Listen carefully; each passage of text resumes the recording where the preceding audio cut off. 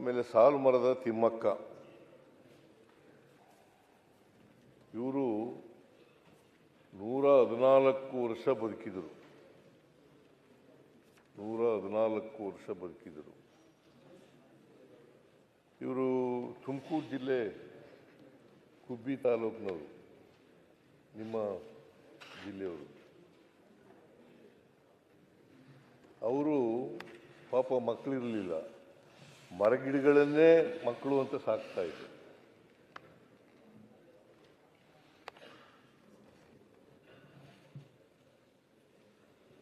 ಅವರು ಸುಮಾರು 4,000 ಮರಗಿಡಗಳನ್ನು ನೆಟ್ಟಿದ್ರು. ಅಷ್ಟೇ ಅಲ್ಲ, ಅದನ್ನು ಪೋಷಣೆ ಕೂಡ ಮಾಡ್ತಕ್ಕಂಥ ಕೆಲಸವನ್ನು ಮಾಡ್ತಾ ಇದ್ರು. ಮತ್ತು ಅವರು ಬೆಳೆಸಿದಂಥ ಮರಗಳಿದ್ದಾವಲ್ಲ, ಇವತ್ತು ಜೀವಂತವಾಗಿದ್ದಾವೆ. ಸುಮಾರು ದಶಕಗಳು ಮರಗಳನ್ನು ನೆಟ್ಟು ಬಂದಿದ್ದಾರೆ. ಅದಕ್ಕೆ ಅವರನ್ನು ಸಾಲು ಮರದ ತಿಮ್ಮಕ್ಕ ಅಂತ ಕರೀತಾ ಇದ್ರು. ಜೊತೆಗೆ ಅವರಿಗೆ ಕೊನೆಯಲ್ಲಿ ನಾನು ನೋಡಲಿಕ್ಕೆ ಹೋಗಿದ್ದೆ. ತಿಮ್ಮಕ್ಕನವರು ಒಂದು ಲೆಟರ್ ಕೊಟ್ಟರು ಅವತ್ತು ನನಗೆ. ಅದೇನು ಲೆಟರು ಅಂತಂದರೆ, ಬೇಲೂರಿನಲ್ಲಿ ಒಂದು ವಸ್ತು ಸಂಗ್ರಹಾಲಯವನ್ನು ಮಾಡಬೇಕು ತಿಮ್ಮಕ್ಕನವರ ಹೆಸರಿನಲ್ಲಿ ಅಂತಕ್ಕಂಥ ಮಾತುಗಳನ್ನು ಹೇಳಿದ್ರು. ನಾನು ಅದನ್ನು ಗಂಭೀರವಾಗಿ ನಮ್ಮ ಸರ್ಕಾರ ಪರಿಶೀಲನೆ ಮಾಡ್ತದೆ ಅಂತಕ್ಕಂಥ ಮಾತುಗಳನ್ನು ಹೇಳಲಿಕ್ಕೆ ಬಯಸ್ತಾ ಇದ್ದೇನೆ. ಜೊತೆಗೆ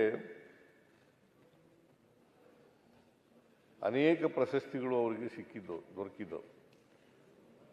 95ರಲ್ಲಿ ರಾಷ್ಟ್ರೀಯ ಪೌರ ಪ್ರಶಸ್ತಿ ಬಂದಿತ್ತು. 97ರಲ್ಲಿ ಇಂದಿರಾ ಪ್ರಿಯದರ್ಶಿನಿ ವೃಕ್ಷಮಿತ್ರ ಪ್ರಶಸ್ತಿ ಬಂದಿತ್ತು. ಕರ್ನಾಟಕ ರಾಜ್ಯೋತ್ಸವ ಪ್ರಶಸ್ತಿ ಬಂದಿತ್ತು. ಹಾಗೂ ನಾಡೋಜ ಪ್ರಶಸ್ತಿಗಳು ಕೂಡ ಬಂದಿದ್ದವು. ಸೊ ಅವರು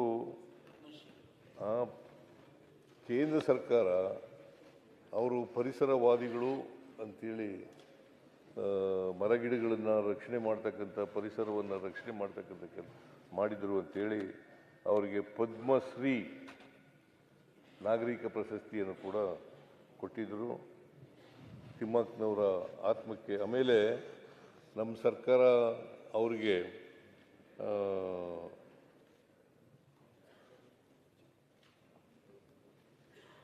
ಪರಿಸರದ ಬಗೆಗಿನ ಅತೀವ ಕಾಳಜಿಯನ್ನು ಪರಿಗಣಿಸಿ ಸರ್ಕಾರವು ಇವರಿಗೆ ಸಂಪುಟ ದರ್ಜೆ ಸ್ಥಾನಮಾನ ನೀಡಿ ಪರಿಸರ ರಾಯಭಾರಿಯನ್ನಾಗಿ ಮಾಡಿತ್ತು. ಆಮೇಲೆ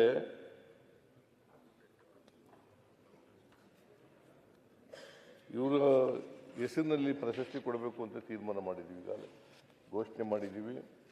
ನಾವು ಮುಂದಿನ ವರ್ಷದಿಂದ ಅವರ ಹೆಸರಿನಲ್ಲಿ ಒಂದು ಪರಿಸರ ಸಂಬಂಧಪಟ್ಟಂತೆ ಒಂದು ಪ್ರಶಸ್ತಿಯನ್ನು ಕೂಡ ಕೊಡಬೇಕು ಅಂತ ತೀರ್ಮಾನ ಮಾಡಿದ್ದೀವಿ. ಅದನ್ನು ಈಗಾಗಲೇ ನಾನು ಘೋಷಣೆ ಮಾಡಿದ್ದೇನೆ. ಇವರ ಆತ್ಮಕ್ಕೆ ಶಾಂತಿ ದೊರಕಲಿ ಅಂತೇಳಿ ದೇವರಲ್ಲಿ ಪ್ರಾರ್ಥನೆ ಮಾಡ್ತೇನೆ. ಇವರ ಅಭಿಮಾನಿಗಳಿಗೆ, ಇವರ ಸಂಬಂಧಿಕರಿಗೆ ಇವರ ಸಾವಿನ ದುಃಖವನ್ನು ಭರಿಸ್ತಕ್ಕಂಥ ಶಕ್ತಿ ಕೊಡಲಿ ಅಂತೇಳಿ ಪ್ರಾರ್ಥನೆಯನ್ನು ಮಾಡ್ತೇನೆ.